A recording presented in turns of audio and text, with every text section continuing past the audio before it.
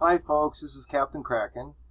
This video is going to be pretty much named, how to use a Microsoft Excel spreadsheet to help lower your scores. Because this is what I use. I print this out, and I've been doing this pretty much since I started.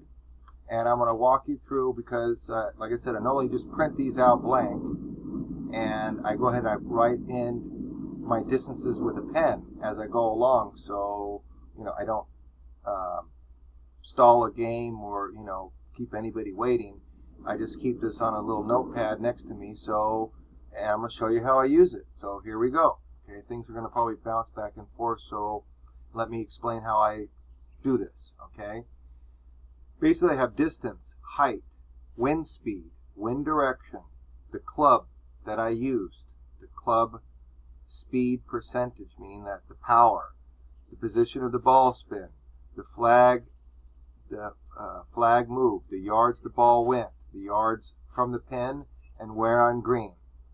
Okay, now flag moved, basically it's the feet the flag moved. So how many feet I move the flag, right or left. So it's going to be +5, -5.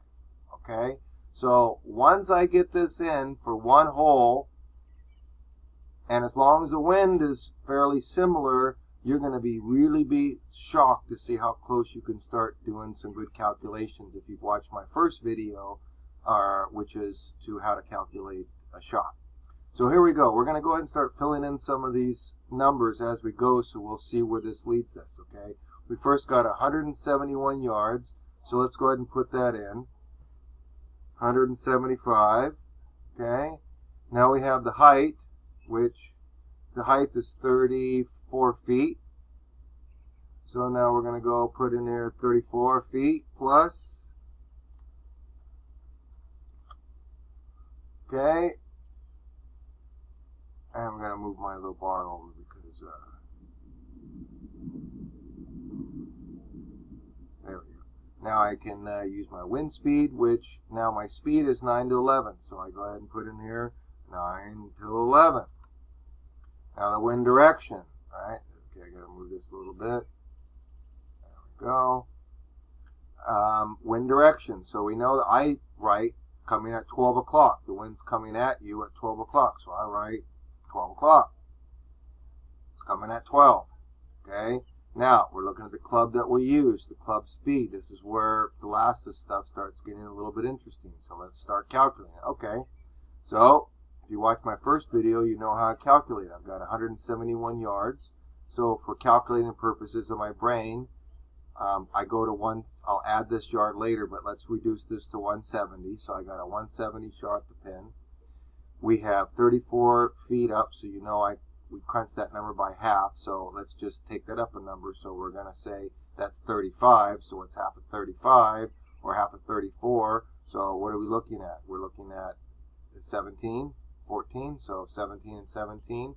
So we got 17. So now we're going to take the 17 and the 71. So now we have 17 and 71, right?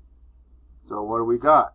So we got 71, 81, 85, 86, 87, 88. I don't know how you calculate this, but we'll do it again. We got 171 plus 17. So what I do is just make it 170. You add the 17, so now you have 187, and you add the extra one, so now we got 188. So hope we're on the same page. Okay, so now we got a 188 shot before the wind. So now we're looking at 188 plus the wind. So 188, add 10. If you want to take the safe number, 188, 198. So 190 is not going to do me any good. 205 backed off to 95% will. So let's go ahead and see. Well, we've got the wind coming straight ahead, so I really don't even need to look at the pen. We know it's going right where I want to go. So let's go ahead and give it a shot here. Okay, so now we decided the club. So we're going to put the 4-iron. Okay, club speed we've decided it's just going to be 95%, which again it varies, but that's the numbers I use. And I know it's like 94 or 96%, but I just like to use 100%. 95, 90, and my 85, and then, because I always like to work with full shots. That's a whole nother topic. Okay, so now we've got our percentage, which is my 95. We're going to go full backspin. Okay, now we didn't move the flag, so we're just going to put in 0 to see where. Now the yards the ball went. We don't know yet. Yards from the pin and where on the green it landed. Now, basically based on this should be fairly consistent. So the next time you have your particular wind speed, boy, it sure wants to change my numbers around, doesn't it? So the wind speed is changed to a date. Oh, gee. So it's just going to be 9 to 11. Hopefully, geez Louise. So at 9, 11, let's try that. Still changing. Don't you love Excel spreadsheet? So we're just going 9.11. So let's try that. Oh, geez Louise. Come on, bro. Why are you doing this to me? Can we just go with 9 to 11? How about that? Can you stick to that? There we go. Thank you, Bill Gates. So now we've got that calculated. So let's go ahead and see what these last three numbers are going to be. All right. So now we're back here. Our shot's set up. We're going to try 95%. Full back spin. Let's give it a shot.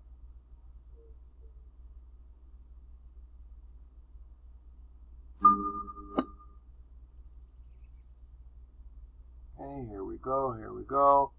Landed just short, almost hit the pin, and it went over.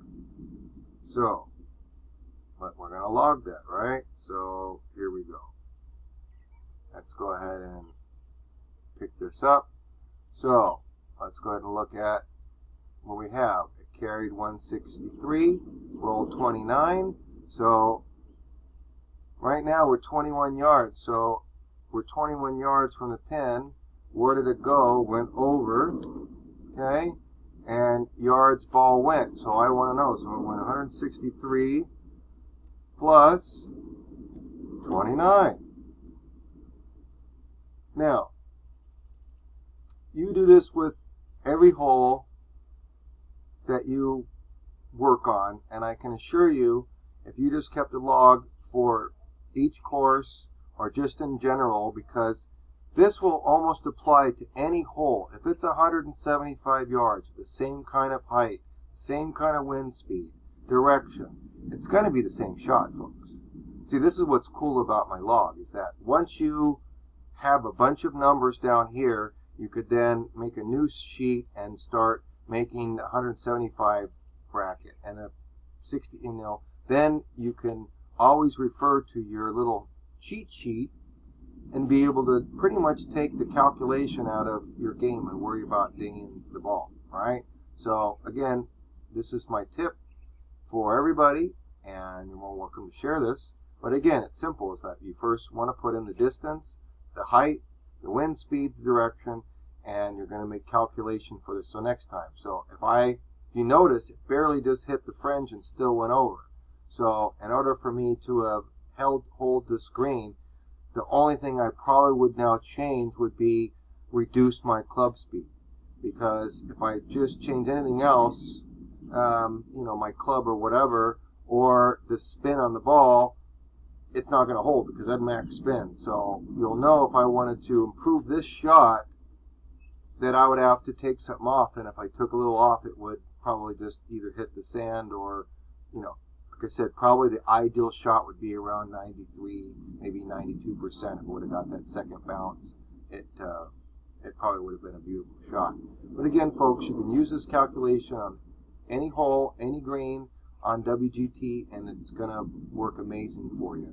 So once you got all your yardage and you get a general idea of your wind speed, you'll really be able to start looking at this, and then you can actually, if you're at the same hole again, if you get the same conditions, you can make adjustments and add, and you can start seeing, and you will start getting closer. Instead of being over, you'll be on. Instead of being yards to the pin, it'll be 11 to 4 till 3, and you'll just be really shocked to say, wow, this is amazing, because it does work. So again, this is my tips, and enjoy. Thank you very much.